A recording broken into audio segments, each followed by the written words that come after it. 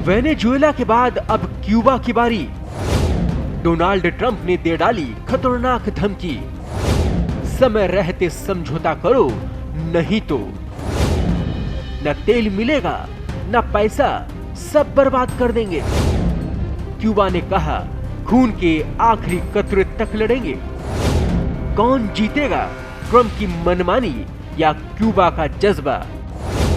देखें America Cuba विवाद पर सबसे बड़ी अपडेट।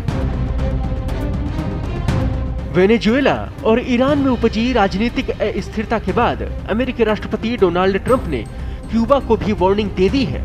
ट्रंप ने क्यूबा को सीधी चेतावनी देते हुए कहा है कि या तो वॉशिंगटन से समझौता करो या फिर पूरी तरह आर्थिक अलगाव के लिए तैयार हो जाएं। ये चेतावनी ऐसे समय पर आई है जब इसी महीने वेनेजुएला में हुए अमेरिकी सैन्य ऑपरेशन में राष्ट्रपति निकोलस मादुरो की गिरफ्तारी हो चुकी है। इस कार्रवाई ने क्यूबा की सबसे अहम आर्थिक जीवन रेखा मतलब कि वेनेजुएला से मिलने वाला तेल लगभग काट दी है। ट्रंप ने अपने social media platform truth social पर साफ कर दिया है कि वेनेजुएला की सब्सिडी के सहारे क्यूबा की अर्थव्यवस्था चलाने का दौर अब खत्म हो चुका है।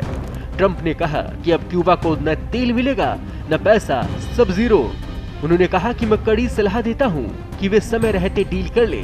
हालांकि ट्रंप ने ये स्पष्ट नहीं किया कि इस डील की शर्तें क्या होंगी, लेकिन ये बयान पश्चिमी गोलार्ध में अमेरिकी दबदबे को और आक्रामक ढंग से स्थापित करने की दिशा में बड़ा कदम माना जा रहा है।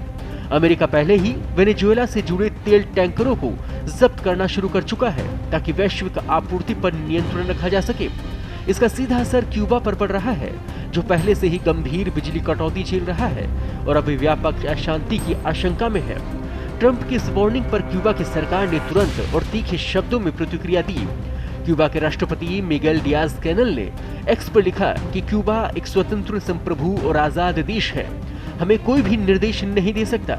उन्होंने कहा कि क्यूबा टकराव नहीं चाहता, लेकिन देश की रक्षा खून के आखिरी कतरे तक करने को तैयार है।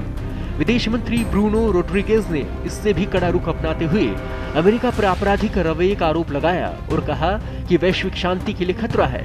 उन्होंने ट्रंप के उस दावे को भी खारिज किया जिसमें कहा गया था कि क्यूबा वेनेजुएला को सुरक्षा सेवाएं देने के बदले भुगतान लेता था। उन्होंने जोर देकर कहा कि क्यूबा को किसी भी ऐसे देश से ईंधन आयात करने का अधिकार है जो बेचने को तैयार हो। बता दें कि इस पूरे टकराव की जड़ में हवाना और कराकस के बीच दशकों पुराना गठबंधन अचानक टूट जाना है। वर्षों से क्यूबा अपने तेल घाटे का लगभग 50% वेनेजुएला से पूरा करता रहा है, लेकिन शिपिंग डेटा के मुताबिक जनवरी की शुरुआत में मादुरो की गिरफ्तारी के बाद से वेनेजुएला के बंदरगाहों से क्यूबा के लिए एक भी तेल खेप नहीं मिली है।